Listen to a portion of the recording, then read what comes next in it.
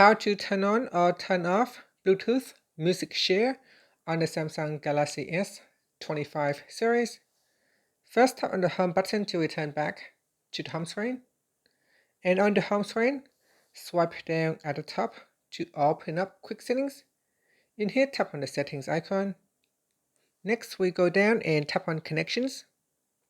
Then in here, go down and tap on Bluetooth. Next, in Bluetooth, tap on the More button and then tap on Advanced Settings. After that, tap on Music Share. Tap on the toggle button to turn off or switch on Bluetooth Music Share. Now tap on the left hand side to further customize your music share.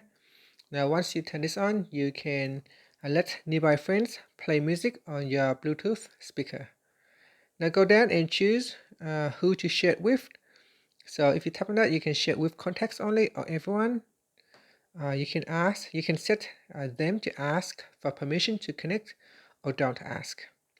Also, you can set your device to automatically disconnect when nothing is played for within a certain time frame or time period. And that's it. After, you can tap on the back key or tap on the home button to return back to the home screen. Thank you for watching this video. Please like and subscribe to my channel for more videos.